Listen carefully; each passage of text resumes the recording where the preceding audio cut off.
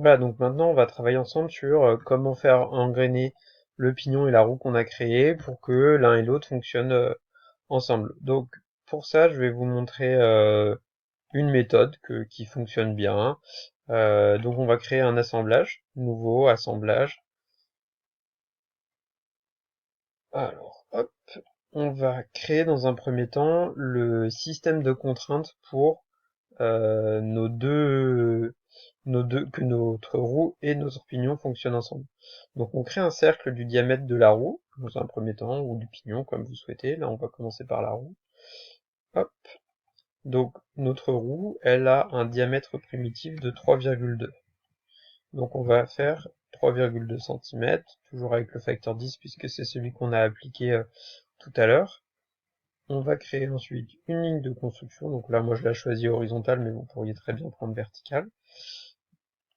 Un deuxième cercle, qu'on va rajouter sur cette ligne, et on va lui donner le diamètre du pignon. Donc nous c'était 0,8 et 0,8 cm. Voilà. Maintenant, on a dit tout à l'heure la condition pour que notre roue et notre pignon fonctionnent ensemble, il faut que leurs cercles primitifs, donc qui sont représentés par ces cercles-là, ils aient une contrainte de tangence, voilà, qui soit tangents l'un avec l'autre. Donc là, ça y est, cette contrainte, elle est créée. Je vais pouvoir quitter l'esquisse et on va pouvoir ajouter les pièces dans ce plan-là pour les faire interagir. Donc là, on récupère les pièces qu'on a créées. Alors, hop, hop, hop, on va revenir en avant. Tac, tac, tac, SolidWorks, vidéo. Donc, ma roue et mon pignon, on les ajoute.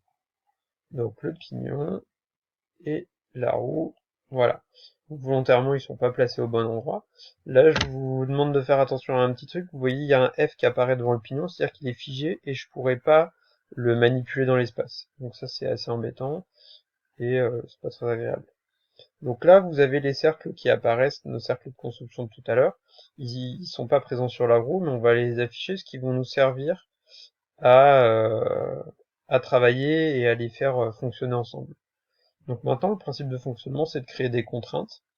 Donc on va créer une contrainte de coaxialité entre le cercle primitif et ce cercle du même diamètre que j'ai créé. Donc là, attention, ce qui m'a proposé coïncidence, choisissez bien coaxialité. On valide. Même chose pour le pignon. Hop, coaxialité. Et on va regarder, les roues ne se touchent pas, parfait. Donc, maintenant, vous voyez, il n'y a pas du tout de... Ils sont pas du tout dans le même plan, c'est pas très pratique. Donc on va créer des petites choses. On va mettre cette face dans le plan de face. Voilà, donc j'ai créé sur contrainte, je sélectionne la face 1 et ensuite je sélectionne le plan de face. Et voilà, ma roue intègre le plan de face. Je valide.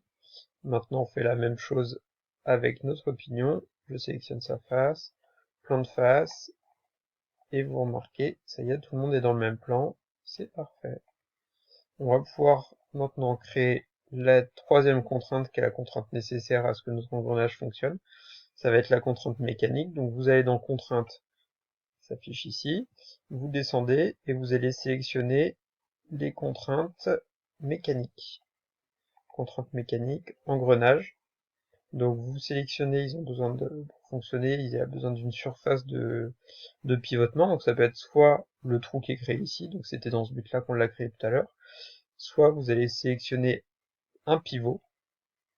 Donc là, on a sélectionné l'intérieur des deux faces des trous créés. Et on va devoir définir les ratios. Donc les ratios, ça correspond, là il me les affiche un petit peu loin, c'est pas très pratique. Si je les mets ici, vous avez le ratio de notre roue avec notre pignon. Donc là il me proposait un rapport 8 pour 1 qui est pas exact. On va donner comme ratio le ratio exact.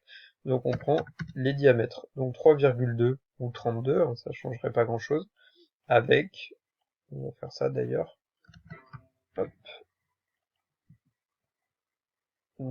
petite erreur. Contrainte, mécanique, engrenage, engrenage donc entre cette surface-là et celle-ci, Hop, on va zoomer un peu. Donc, 32 pour 8. On valide. Donc ça nous donne un ratio qui va permettre à l'engrenage de fonctionner.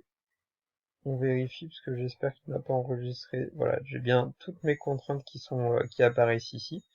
Maintenant, je vais pouvoir faire disparaître tous les traits qui sont pas nécessaires à voir notre engrenage en fonctionnement. Donc, on masque tout ça. Hop. Voilà, on se retrouve avec nos deux engrenages, et maintenant, on va pouvoir regarder leur fonctionnement l'un avec l'autre, en les déplaçant. Et voilà, vous avez créé un engrenage qui fonctionne, avec donc une roue de 40 dents, un pignon de 10 dents, sur un module de 0,8. Hop. Et si on regarde, donc voilà, on déplace les composants, tout fonctionne, il n'y a pas d'histoire de changement de plan, voilà, ça fonctionne bien. L'engrenage, donc là il y a un petit jour, mais qui est créé par la position de ma dent initialement. Dans la réalité, la surface de contact viendrait se faire, la surface pardon de la dent viendrait se mettre en contact avec la surface de l'aile. Il y aurait une friction qui se créerait, qui serait minime. Mais voilà, là notre engrenage fonctionne et on a une bonne rotation. Voilà, donc juste pour vous montrer après les possibilités, on pourrait créer en parallèle de cette roue un pignon qui viendra l'engrainer avec une roue qu'on aurait mis en parallèle de ce pignon-là, et ça nous donnerait quelque chose dans cet ordre d'idées-là. Donc ça c'est un autre système que j'ai créé, pardon. Voilà, avec heure, minute, seconde, et vous avez, quand je déplace mon aiguille des secondes, vous avez tout le système qui se met en mouvement avec un système de renvoi par derrière. Voilà, donc là je bougeais l'aiguille des secondes, après si on va aller un peu plus vite, je vais bouger l'aiguille des minutes. Et si on regarde ce qui se passe un peu plus en détail, donc il y a notre roue, un pignon, et en parallèle j'ai mis une autre roue qui engraine avec, si on va chercher derrière, avec un pignon. Et après, ce pignon-là, il a un nom particulier, c'est la chaussée. Cette chaussée, elle a un renvoi vers un mobile de centre, pardon, qui engraine lui-même avec un mobile de moyenne. Et ce mobile de moyenne, il renvoie vers une petite seconde centrale. Et donc avec un calcul après du nombre de dents et des rapports d'engrenage assez précis, on arrive à avoir ce fonctionnement heure, minute, seconde, voilà, qui fonctionne. Donc là, ça demande un peu plus de travail, hein, parce que si on regarde tous les plans, les relations, les contraintes, voilà, le niveau est plus tout à fait le même. Mais tout ça pour dire qu'avec ces fonctionnements assez basiques, on arrive à créer au final des choses assez intéressantes. Voilà. Et donc ça, c'était appliqué à l'horlogerie.